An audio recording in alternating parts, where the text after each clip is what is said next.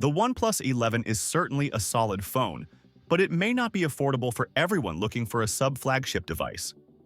Many people might be more excited about the OnePlus Ace 2, which costs only $410 in China for the 12 plus 256GB version. This suggests that the flagship killer might be making a comeback. Additionally, the OnePlus Ace 2 is also known globally as the OnePlus 11R. The specifications are the same except for differences in RAM and storage, so you can consider this review as covering the OnePlus 11R as well. It's clear that the OnePlus Ace 2 and OnePlus 11 share a design heritage. If you like the design of the OnePlus 11, you'll likely appreciate the Ace 2's design as well. The most noticeable change is the removal of the Hasselblad logo, which some may find enhances the look of the lens module. The frame has been switched from metal to plastic, but the weight remains similar. The fingerprint sensor has been repositioned lower, which contributes to the lower price. On the positive side, the Ace 2 retains the alert slider and adds an IR blaster. I prefer the blue Ace 2 over the green OnePlus 11, and the frosted back panel is less prone to fingerprints. While the Ace 2's design isn't particularly striking, it still meets expectations. Like the OnePlus 11, the Ace 2 emphasizes performance. It features the standard Snapdragon 8 Plus Gen 1, which scores slightly higher than the downclocked 8 Plus Gen 1 version found in the K60. OnePlus invested 100 million RMB to establish an optimization lab with MI-Hoyo to improve Genshin Impact performance on their phones. The official webpage claims an average of 59 FPS for Genshin Impact, so the Ace 2 should deliver on this, right? Well, not quite. In high-performance mode, the gameplay on Sumeru felt average or even poor, with notably high temperatures. Disabling high-performance mode resulted in lower temperatures and a higher average frame rate. Compared to the Redmi K60, the Ace 2 employs different strategies, each with its own advantages. After playing for more than 20 minutes, the frame rate is still locked at 30 FPS intermittently. CPU throttling tests reveal that the cooling system isn't as effective as advertised. The Ace 2's gaming performance is average for an 8 Plus Gen 1 phone. Since OnePlus's return to Oppo, its performance has not been as strong. The marketing slogan may be more hype than reality. For a better gaming experience, consider 8 Gen 2 phones or dedicated gaming devices.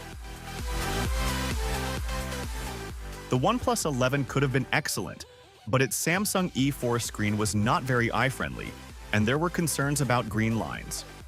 The Ace 2 features a 1240p screen from Tianma, which surpasses the OnePlus 11 in most respects except for LTPO and resolution.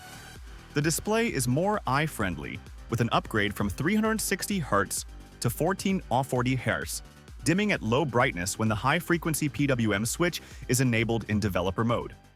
The daily touch sampling rate is 125Hz and reaches 375Hz in gaming.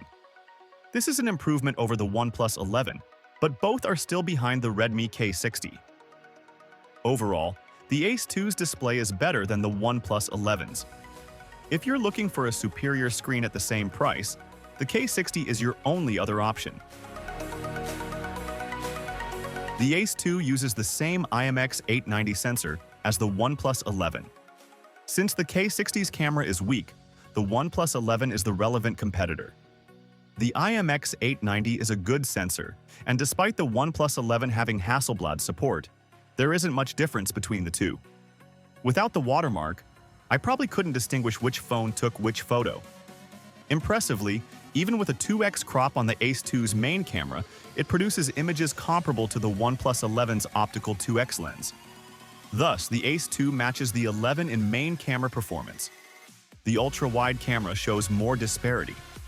The OnePlus 11 maintains performance comparable to the main camera, but the Ace 2 struggles with dynamic range, causing purple fringes on the edges of leaves. At night, it performs well in bright scenes but suffers from increased noise and decreased sharpness in low light, similar to the K60's ultra-wide camera. The Ace 2 does not support 8K video. The main camera handles up to 4K 60 FPS, and the ultra-wide camera supports 1080p 30 FPS. The footage from the main camera is similar to the OnePlus 11, with only a slight difference in dynamic range. The Ace 2's ultra-wide camera has slightly less clarity and noise control and can be shaky. The downside is that the Ace 2's charging speed has slowed slightly. While 100-watt charging isn't exceptionally fast, 25 minutes to a full charge is still reasonable. You get the same charging speed as the OnePlus 11 for $170 less, which is a good deal. The battery life is nearly identical to the OnePlus 11's, with both phones offering average performance. The OnePlus Ace 2 is very similar to the OnePlus 11. Both focus on performance but don't stand out significantly. The camera system, however, is impressive. OnePlus has offered a compelling price for the Ace 2. While it might be a bit pricey as the OnePlus 11R, it is extremely affordable as the Ace 2. If you know how to swap Color OS for Oxygen OS, you'll find this phone a great bargain. If you still have some interest in OnePlus, this is worth considering.